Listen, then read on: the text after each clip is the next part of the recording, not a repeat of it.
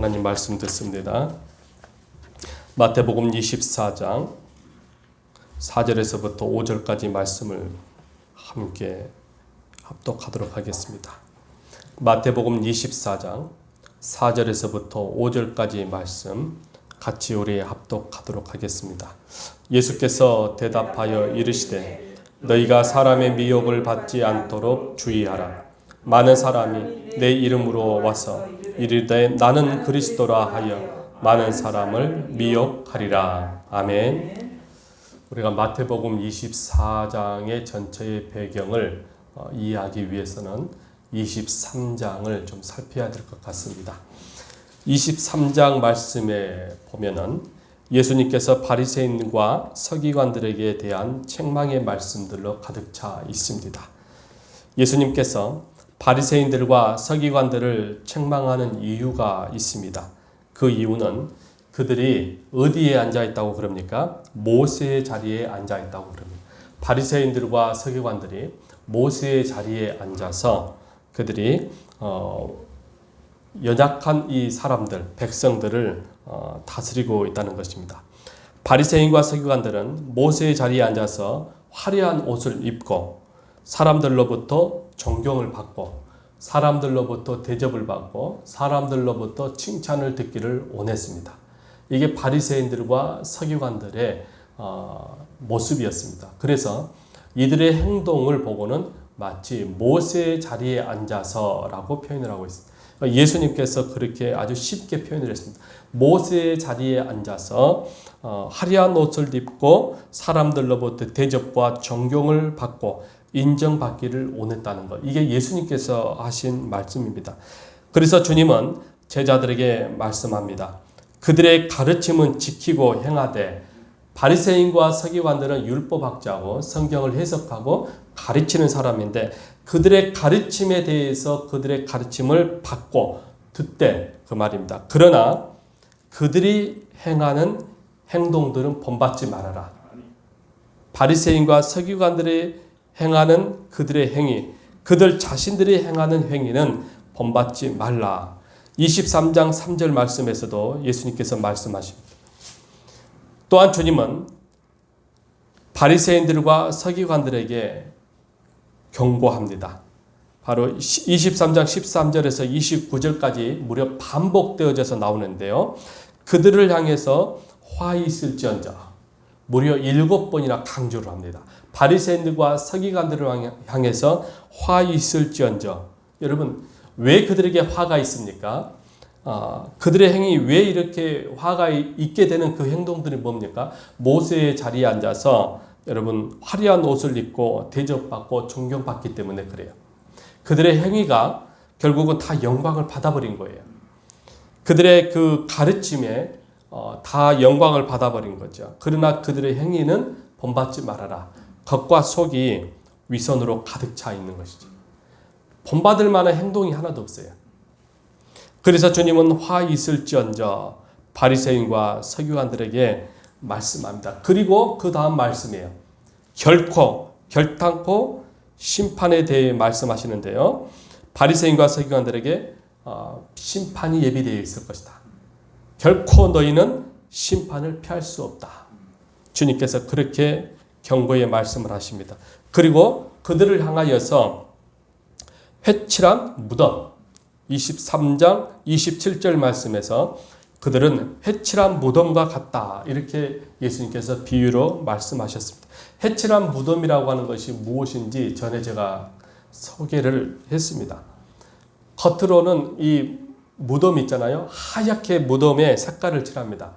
무덤을 색깔지만 그러니까 아름답게 꾸미는 거죠. 흉측하지 않도록 하기 위해서 하얗게 색칠을 합니다. 그러나 결국은 아무리 아름답게 꾸며도 무덤은 무덤이에요. 그래서 별로 좋지가 않는 거죠. 미관상 아무리 여러분 이쁘게 포장해도 무덤은 무덤일 뿐입니다. 예, 그 실체는 변함이 없습니다. 많은 사람들이 외모로 아름답게 꾸며도 그 내면의 속에는 뭐죠? 회칠한 무덤과 같은 우리의 모습도 볼 수가 있습니다. 그리고 23절 말씀에서는 예수님께서 바리새인과 서기관들에게 또 말씀합니다. 그들을 가리켜서 뱀이라고 소개하고 있습니다. 뱀들아, 너희는 뱀들이다. 그리고 그냥 뱀이 아닙니다. 독사의 자식들. 아주 강력하게 주님께서 말씀합니다. 그러면서 너희가 지옥의 심판을 피할 수 있겠느냐? 그렇게 예수님께서 바리새인과 서기관들을 향해서 경고합니다.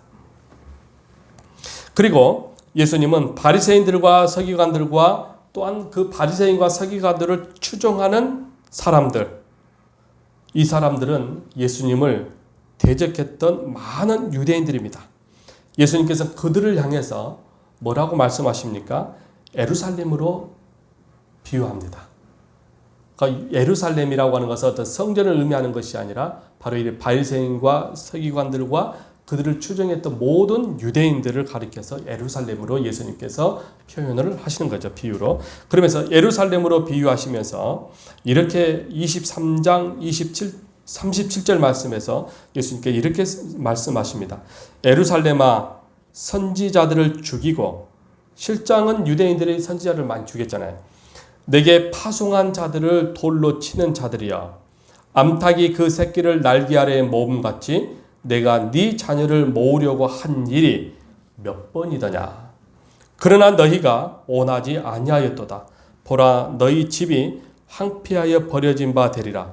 내가 너희에게 이르노니 이제부터 너희는 찬송하리로다. 주 이름으로 오시는 이여 할 때까지 나를 보지 못하리라. 그리고 예루살렘은 황폐하게 되고 돌 하나 돌 위에 남지 않고 다 무너뜨려질 것이다. 예수님께서 그렇게 말씀하십니다. 이것은 이제 그 미래에 대한 말씀이죠. 미래에 대한 말씀. 그리고 현재적으로도 유대인들이 예수님을 대적했잖아요. 현재적으로 예수님을 대적했고, 그리고 세례 요한을 죽였고, 그러면서도 이제 앞으로 일어날 일, 예수님이 이제 하늘로 승천하실 때에 많은 주님의 제자들이 순교하지 않습니까? 그때 유대인들이 어떻게 했습니까? 주님의 제자들을 다 대적했잖아요. 주님의 제자들을 다 죽였지 않습니까? 그게 우리가 이제 신약 예수님 이후에 마태, 마가, 누가, 요한으로 쭉 오게 되면 주님의 제자들이 이제 오순절 성령을 받고 그들이 다 순교를 하지 않습니까? 복음이 전해질 때마다 누가 나타납니까? 유대인들이 나타납니다. 예를 들어서 바울 서신을 통해서 보게 되면 바울이 복음을 전할 때마다 누가 방해합니까? 이방인들이 방해를 하는 것이 아니라 유대인들이 방해를 하는 것입니다. 이런 의미에서 보면 예수님 당시에 현재적이면서도 이 당시에 현재적인 말씀이면서도 이 말씀은 미래적으로 일어나는 사건에 대해서 동시에 소개하고 있는 것입니다. 그래서 예수님께서 은유적으로 암탉이 그 새끼를 날개로 품음같이 내가 네 자녀를 모으려고 한 일이 몇 번이더냐. 끊임없이 예수님이 복음을 전하고 복음을 전하지 않습니까? 그러나 너희가 원치 아니하였다. 보라, 너희 집이 황폐하여 버려진 바 되리라. 그리고 이제부터 너희는 찬송하리로다. 주의 이름으로 오시는 이여 할 때까지. 호산나 호산나, 주님이 그 나귀 새끼를 타고 들어가시잖아요. 이 사건이에요. 다 연결되는 거죠. 할 때까지 나를 보지 못할 것이다. 예수님께서 이제 승천하시고 그리고 이제 재림하시기까지 그 공백 기간을 말씀하는 거죠. 그리고 돌 위에 돌 하나도 남지 않고 다 무너질 것이다. 이건 로마 디도에 의해서 예루살렘이 무너지는 사건을 얘기를 한 겁니다. 그러니까 현재적이면서도 미래에 일어날 일까지 동시에 이 말씀이 23장 37절에 함축되어져 있는 것입니다. 유대인들에게는 예루살렘은 매우 중요합니다. 예루살렘은 어머니의 품과 같은 신앙의 고향과 같은 곳입니다. 그런데 예루살렘에 무너질 것이라고 하는 이 말씀을 하시니까 제자들이 어떤 생각이 듭니까? 놀랍죠. 제자들도 유대인입니다. 그리고 제자들도 예루살렘에 대해서 이런 그 유대인들처럼 똑같은 생각을 가지고 있습니다. 그들에게 있어 예루살렘은 어머니의 고향이요. 아주 매우 중요한 것입니다. 그런데 여러분, 고향이 없어지고 고향을 잃어버린다는 것, 이게 참 슬픈 일이죠. 뭔가 모르게 애로움도 있고 안타까움이 있잖아요. 지금 주님의 제자들도 깜짝 놀란 거예요. 예루살렘이 바로 자신들에게서 그러한 곳인데 그 예루살렘이 무너진다고 생각하니까 이게 고민에 빠진 것입니다. 제자들에게 고민이 옵니다. 그래서 제자들이 예수님께 조용히 찾아온 것입니다. 오늘 24장 말씀에서는 예수님이 승천하시고 재림 때까지의 그 공백, 이제 일어날 일에 대해서, 종말에 대한 일에 대해서 24장이 지금 함축되어 있거든요. 요한계시록에서는 이제 24장에서 하늘로 예수님이 승천하시고 재림하시기까지 그 공백 기간에 대해서 설명하고 있어요. 요한계시록은. 그 24장을 보고 요한계시록을 보게 되면 좀 이해가 돼요. 그 안에 어떤 일들이 일어나는지. 그래서 24장의 내용은 요한계시록을 설명해주는 연결고리와도 같은 것입니다. 예수님께서 갈람산 위에 앉아 계시는데요. 제자들이 예수님께 조용히 찾아왔다 그럽니다. 본문에 조용히 찾아왔어요. 왜? 예루살렘이 무너진다고 생각하니까 마음에 근심이 되는 것이죠. 그래서 조용히 찾아왔대요. 왜? 이 말은 무슨 말일까요? 조용히 찾아왔단 말은 심히 걱정되어지고 지금 고민에 빠진 상태를 의미하는 거예요. 조용히 찾아온 거죠. 아주 조심스럽게 지금 찾아온 것입니다. 주님, 그럼 언제, 어느 때 이런 일들이 일어납니까? 언제 어떻게 이 예루살렘이 무너지고 파괴되어집니까? 라고 하는 질문입니다. 이때 주님께서 첫 마디가 무엇입니까?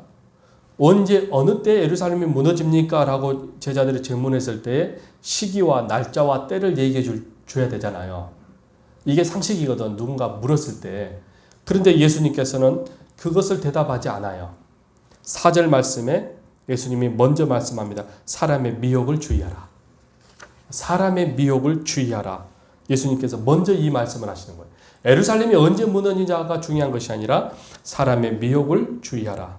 7절 말씀에 그러면서 민족이 민족을, 나라가 나라를 대적하여 일어나고 기근과 지진이 일어나는 데에 이것은 재난의 시작일 뿐이다. 24장 4절에서 7절에서 다 동시에 말씀해주고 있어요. 사람의 미혹을 주의할 것이고, 그리고 7절에는 민족이 민족을, 나라가 나라를, 이건 전쟁을 의미하는 거잖아요. 일어날 것이고, 그리고 이제 가장 중요한 기근, 지진, 이러한 것들이 일어나게 될 것이다. 그런데 이것에 대해서 두렵거나 놀랄 필요가 없다. 왜냐하면 이제 그것은 시작에 불과하다라는 겁니다. 여러분, 전쟁이 일어나는데 시작에 불과하다? 우리에게는 굉장히 두려움의 사건이죠. 예. 전쟁이 일어나는데 우리가 여러분 살아남을 자가 있겠습니까? 그리고 기근과 지진이 일어나는데 여러분 놀랄 일이 없다고요? 아무것도 아니다고 지금 주님은. 우리에게는 굉장히 큰 사건이거든요. 지진이 땅이 갈라지는데 여러분 우리 얼마 전에 건물 무너지는 거 뉴스에서 봤는데요. 얼마나 여러분 무섭습니까? 그 건물 하나 무너지는데 사람이 많이 깔려 죽지 않습니까? 그러면은 이게 아무것도 아닌 일이냐 그 말이에요. 이거 하나만 봐도 굉장히 놀랄 사건이에요. 그러면 지진이 일어난다고 했을 때 얼마나 많은 건물들이 무너지겠습니까?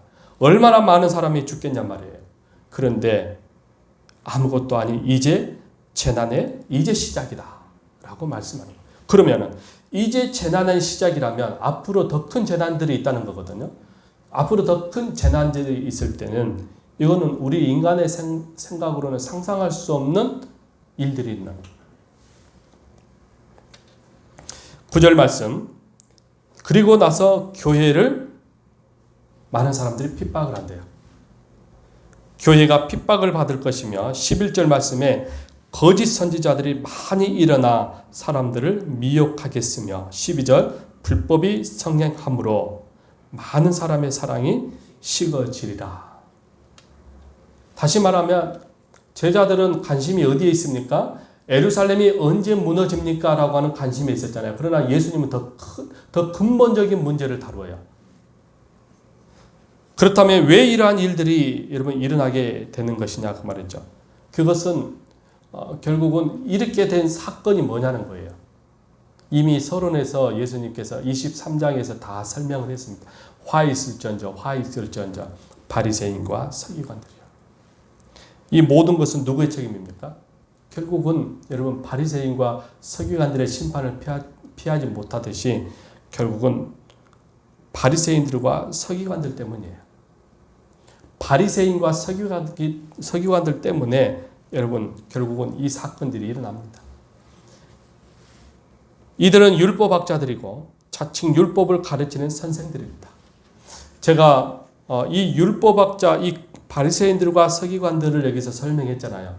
이 바리새인과 서기관들을 얘기했을 때 이 문제에 일어나는 원인이 무엇이라고 얘기했을 때 결국은 한국 교회의 책임인 거예요. 한국 교회의 지도자들 때문이라는 것을 지금 제가 설명하고자 하는 거예요. 이거를 영적으로 이제 대입을 해야 되는 겁니다. 그러나 이들에게는 하나님의 말씀에 대해 지식적으로는 해석하고 연구를 했어요. 이 율법학자들은 성경에 대해서는 아주 탁월해요. 지식적으로. 성경을 잘 해석합니다. 성경을 연구합니다. 이게 오늘날 지도자들의 역할이잖아요. 지도자들이 성경을 해석하고 설교하고 가르치고 또 연구하고 그러지 않습니까? 똑같아요. 그들 마음에는 그러나 하나님을 영접하지 않았다는 거예요.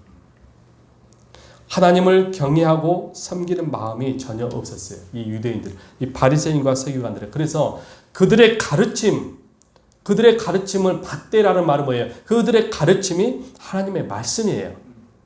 하나님의 말씀에 대해서 그들이 가르치고 있기 때문에 그 가르침을 받되, 그러나 그들의 행위, 그들의 행동은 본받지 말으라는 거예요. 이게 외식하는 자들이에요. 그래서 외식하는 서기관들, 바리새인들이요, 화 있을지언정, 그렇지 않습니까? 오늘날에도 교회의 지도자들이 가르치는 건 잘해요. 그러나 외식하는 사람들이 너무 많습니다. 경건의 모양은 있을지는 몰라도 경건의 능력이 없어요. 얼마나 여러분 화려합니까? 교회들이 얼마나 화려하고 크게 짓고 아무튼 잘 꾸며놓지 않습니까? 그러나 사실은 주님은 본질을 말씀하고 계세요. 말씀에 대한 순종, 말씀대로 살아가는 삶. 그러나 말씀은 말씀이고 그들의 행위는 행위일 뿐이에요. 그래서 그들이 외식하는 자라고 설명했는데요. 주님이 말씀하셨는데 오늘날에도 여러분 외식하는 자들이 얼마나 많습니까? 우리 한국 교회를 가만히 보십시오. 외식으로 가득 차 있어요. 경건의 모양은 있으나 경건의 능력이 없기 때문에 여러분 이런 일들이 일어나는 거예요. 그래서 여러분 하나님을 경외하고 섬기는 마음이 이 바리새인과 서기관들에게는 없는 겁니다. 그래서 사람들로부터 존경받고요. 사람들로부터 대접받고요. 그들이 화려한 옷을 입고 화려하게 살아가요. 대형 교회를 이제 좀 비유적으로 좀 편파적일 수는 있으나 한 예를 든다면 그렇다는 거예요. 대형 교회를 보십시오. 얼마나 화려합니까? 얼마나 화려하게 살아갑니까? 사람들로부터 얼마나 대접을 받고 사람들로부터 얼마나 존경을 받습니까? 두 번째는 거짓 선지자들 때문이에요. 거짓 선지자들. 이들은 미혹의 영들입니다. 사람들을 미혹합니다. 사람의 육안으로는 이들이 거짓 선지자들인지 사실은 우리가 구분하기가 어렵습니다.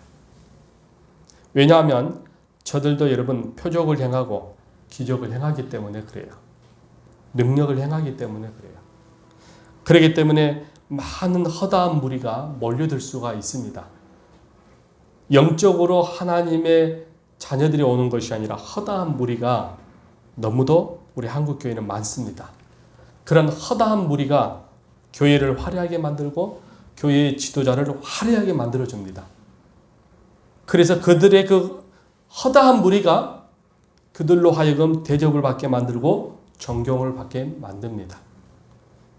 예수님 주변에 허다한 무리가 있었지 않습니까?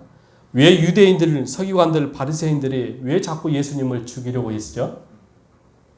바로 예수님 주변에 사람들이 많기 때문에 그렇습니다. 자기 주변에 사람이 없습니다. 그들은 지금까지 존경받고 대접받고 인정받고 화려하게 살아가는 데 익숙해 있었어요. 율법학자들은. 그런데 갑자기 그 자기를 높여주고 화려하게 만들어주고 대접받고 인정받게 해줬던 그 허다한 무리가 다 떠나가기를 시작하는 거예요. 그러니까 그들 마음속에 시기와 질투가 들어와요. 그러나 주님은 허다한 무리라고 그랬어요. 아무리 주님 곁에 많은 사람이 있어도 주님은 그들에 대해서 별 신경을 쓰지가 않아요. 허다한 무리라고 표현을 했어요. 허다한 무리. 허다란 말은 아시겠죠? 쓸모없는, 전라도 사투리로 아무짝에 쓸모없는. 여러분, 아무짝에 쓸모없는 사람들이 그들 때문에 한국교회가 여러분 존경을 받고 대접을 받고 그래서 결국은 영적인 능력을 상실해요. 그래서 이단들도 그렇고요. 그 내면에 하나님은 없고 사람들로부터 인정과 대접을 받았던 사람들, 그들이 그렇게 받게 되는 표적과 기적을 거짓 선지자들이 행하기 때문에 그렇습니다. 그런데요, 마태복음 7장 21절과 23절까지 말씀해 보니까 주님이 아주 중요한 말씀을 합니다. 나더러 주여 주여 하는 자마다 다 천국에 갈 것이 아니요. 주의 이름으로 귀신도 쫓아내고 주의 이름으로 기적을 행하고 능력을 행하고 병든 자를 고치고 다 했단 말이에요. 표적과 이적을 행하였습니다.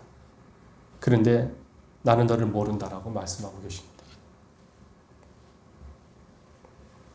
왜 그럴까요? 그들은 외식하는 자들이기 때문에 그렇습니다. 주님의 관점에서 보았을 때 그들은 분명 외식하는 자들입니다. 영적으로 바리새인요, 서기관들이기 때문에 그렇습니다. 주님이 받아야 될 영광을 그들이 다 받아버린 겁니다.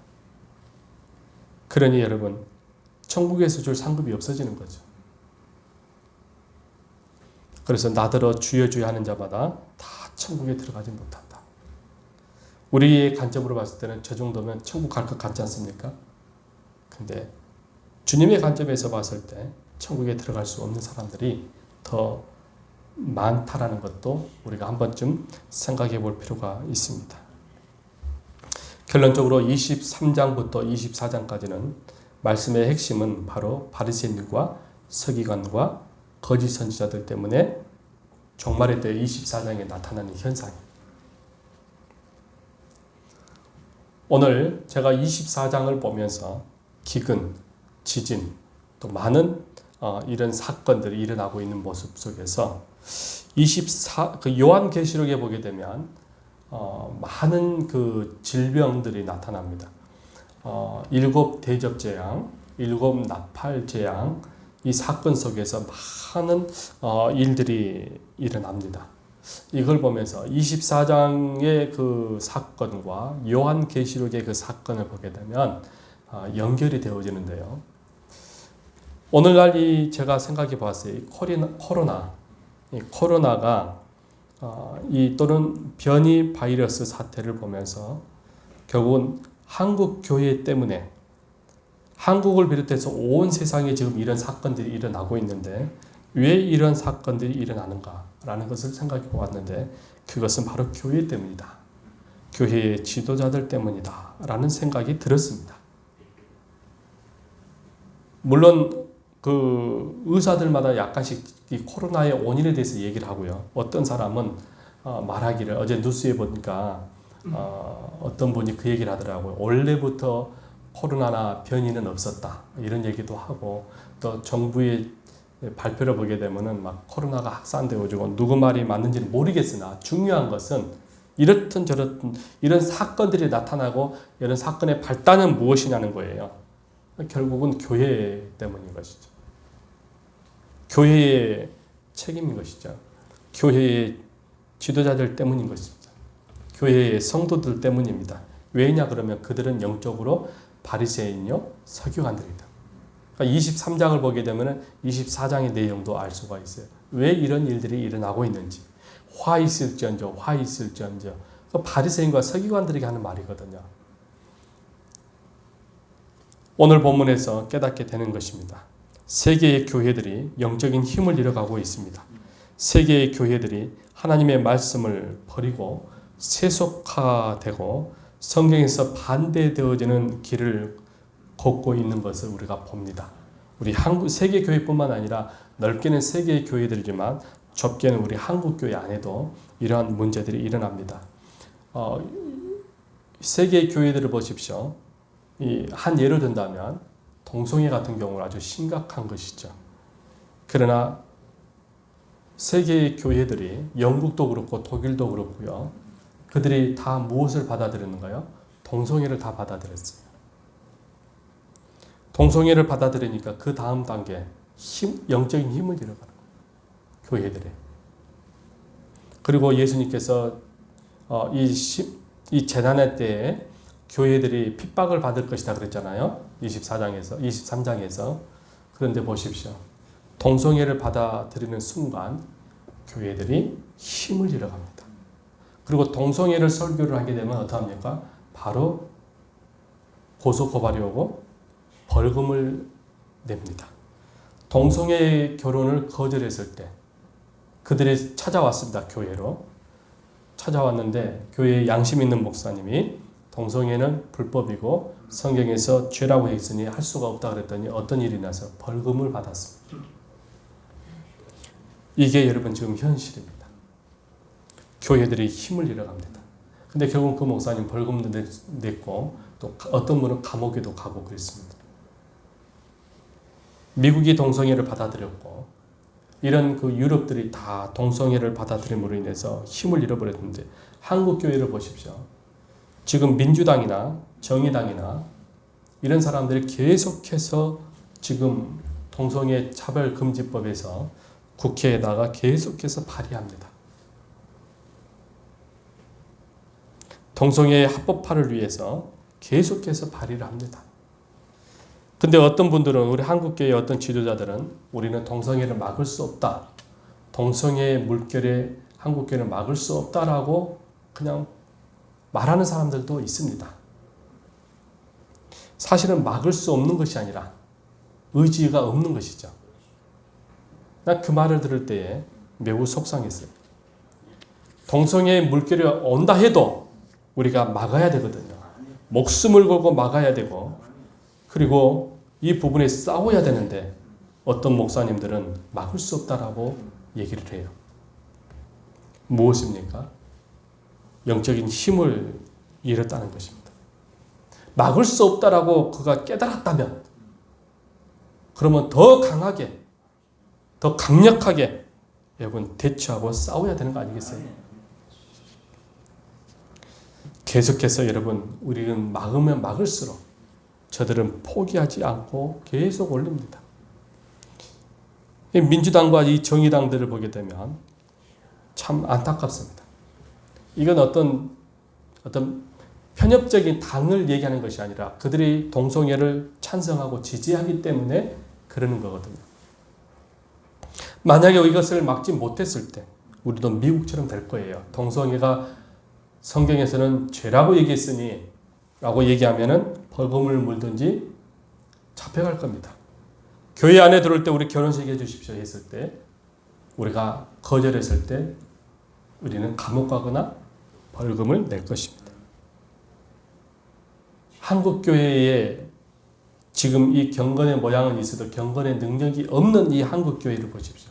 만약에 이것이 통과되어졌을 때 과연 이것을 막고 사수하고 그럼에도 불구하고 법적으로 통과가 됐어도 동성애에 대해서 끝까지 싸우는 교회들이 얼마나 있을까? 아마 다 무너질 것 같아요. 특히 큰 교회들은 좀 죄송하지만 많은 것을 가질수록 포기하지 않고 타협해버리고 양보해버립니다. 그러나 가진 것이 없는 우리 같은 이 초라한 이 교회들은 이래도 그만 저래도 그만입니다. 그러니 싸울 수가 있습니다. 이건 제 개인적인 생각이다 그 말이에요. 가진 것이 많으면 타협합니다. 교회들이 점점 오늘날 영적인 힘을 잃어가고 세속화되어가고 변질되어가고 있음을 우리는 지금 보고 있습니다. 오늘 우리는 떠밀려오는 이 종말의 시간 속에서 우리는 무엇을 해야 할까요? 우리의 교회들이 영적으로 무엇을 준비해야 되느냐는 거예요. 이 밀려오는 수많은 이 영적인 것들, 어둠의 세력들이 계속해서 지금 엄습해 오는데 우리가 해야 될 일이 무엇이냐는 거죠. 첫째는 영적으로 깨어 무장하는 것입니다. 그래서 사도 바울은 에베소 교회를 향해서 하나님의 전신갑주를 입으라고 말씀합니다. 이 전신갑주를 입어야 될 이유가 무엇입니까? 무장됐다는 것입니다. 무장했다는 거예요. 무장했다는 것은 결국은 도망가거나 피하라는 것이 아니라 뭐 하는 거예요? 싸우라는 거거든요. 하나님의 전신갑주를 입고 그 말은 무장하라는 거예요. 싸울 준비하라는 것이고 죽음을 각오하고 싸우라는 거거든요. 이게 영적으로 깨어 있어 무장하는 거예요. 두 번째 24장 13절 말씀입니다. 영적으로 분별하며 끝까지 견디며 말씀에 굳게 서라고 말씀합니다. 흔들리지 말고 좌로나 우로나 치우치지 말고 끝까지 견디라는 거예요. 견딜 때에 그 다음 말씀 13절 뭐야? 견디는 자에게 무엇이 있다고 그러죠? 구원이 있다는 거예요. 그 이유는 22절에 택하신 자들을 위해서 여러분 그날을 감하여 주실 것이기 때문이다. 끝까지 견디면 여러분 근데 주님이 참 감사하죠. 앞으로 닥쳐올 재난이 지진이나 기근이나 별 의미가 없잖아요. 전쟁이 일어나고. 그러나 앞으로 닥칠 그 일들에 있어서는 요한계시록 7대접 7재앙을 보게 되면 상상할 수 없는 사건들이 일어나거든요. 그런데 주님께서 22절 말씀에서는 이게 어마어마한 사건이에요. 참 무서워요. 7나팔 7대접 재앙을 보게 되면 정말 무서운 사건들이 나옵니다. 지금까지 창조 전에도 창조 이후에도 없었던 재난이라고 그랬습니다. 그러니까 어마어마한 사건이 아까 24장에서 그 공백 기간 동안에 그러니까 24장의 재난과 주님 오실 그 사이의 이 공백에 이 7나팔과 7대접의 사건이 일어나는데 어마어마한 그래서 창조 이전에도 이후에도 없었던 사건이 일어난다는 거예요. 그러니까 그 요한계시록에서도 감당하지 못한다는 거예요. 사람으로서는 감당할 수 없고 견딜 수 없는 사람들이 이게 일어나기 때문에 믿음에서 떠나버리는 거예요. 그래서 그 날을 택하신 자들을 위해 그랬어요. 그 날을 감하여 주실 것이다. 끝까지 견디는 사람, 그 심판의 그 기간 동안에 끝까지 견디는 사람은 그 다음 22절에서는 택하신 자를 위해서 그날을 감하여 주실 것이니 그 말입니다. 견디며 인내하며 영적으로 무장하라는 거예요. 그럼 구원을 받는다는 겁니다. 얼마나 감사해요 여러분. 택하신 자를 위해서 그날을 감하여 주신다고 그러니. 세 번째 그 기간 동안에 어떤 일들이 일어나느냐. 이제 예수님이 처음 얘기하는 아주 예수님이 가장 걱정하고 근심했던 문제가 나와요. 주님의 제자들이 언제 일어납니까? 예루살렘 무너지는 사건이 그랬을 때 그때 주님 뭐라고 말씀하죠? 사람의 미혹을 주의하라 그랬잖아요. 그런데도 지금 여기서 주님이 또 강조하고 있는 게 뭐죠? 바로 거짓 선지자들의 미혹에 빠지지 않도록 주의하라. 그러니까 이 재난과 이 엄청난 사건 속에서 또 일어나는 일들이 뭐예요? 거짓 선지자들이 나타나서 성도를 미혹한다는 거예요. 이게 가장 약한 약점을 노리는 거예요. 내가 가장 약해 있을 때, 내가 가장 지금 마음의 생각이 복잡해질 때, 어떤 영적으로 말이죠. 어떤 기적과 표적을 행하는 사람이 나타나서 무슨 말을 딱 던졌을 때, 사람은 여러분 약하기 때문에 어떤 힘에 의해서 의지하는 그 심리가 있거든요. 나보다 강한 어떤 사람이 말을 했을 때 의지하는 그 심리가 있어요. 의지하는 심리. 이런 사람들이 많이 나타난대요. 그래서 우리가 두려워하고 걱정하고 근심하면서 막 이런 지진이 일어났을 때 전쟁이 일어나고 막 사람 속에서 막 불안함이 일어났을 때에 막 표적이 나타나고 이적이 나타나고 막 거짓 선지자들이 막 일어나는 거예요. 그러면 사람들이 어떻게 되냐? 혼란에 빠지게 돼요. 혼란에 빠지게 되고 그 사람을 쫓아가는 거예요. 왜? 이것이 우리가 살 길이라고 생각하기 때문에. 그래서 주님께서 가장 지금 염려하는 것이 사람의 미혹, 거짓 선지자들. 그래서 거짓 선지자들에게 빠지지 않도록 우리가 이 시대에 중요한 것은 분별력을 갖는 거예요. 종말의 때에 표적과 이적을 행하고 사람들을 미혹하는 거짓 그리스도, 적그리스도라고 그러죠. 요한계시록에서는 이런 사람들이 많이 나타나고 사람들을 미혹할 것이다 그랬습니다. 이게 여러분 24장에서 주님이 말씀한 종말의 때에 우리가 준비해야 될 부분이에요. 오늘날에도 여러분 거짓 선지자들이 얼마나 많이 나타났습니까? 겉은 멀쩡한데 사람들을 미혹하는 그 거짓 선지자들, 영적으로 바리새인과 서기관들 같은 사람들, 우리 한국 교회에 너무도 많이 출현하고 있습니다. 나타나고 있습니다. 그러므로 우리가 깨어 있어야 되겠고, 여러분 분별력을 가져야 되겠고, 영적으로 무장해야 합니다. 그렇게 해서 우리가 바른 신앙, 바른 믿음을 가져야 되겠습니다. 경건의 모양도 중요하지만 경건의 능력도 우리가 갖도록 힘쓰고 있으며 주님 오시는 그날까지 순결한 믿음 가지고 세속화되지 않고 우리 신앙 믿음 잘 간직할 수 있는 저와 여러분들 되어질 수 있기를 바랍니다. 기도하겠습니다.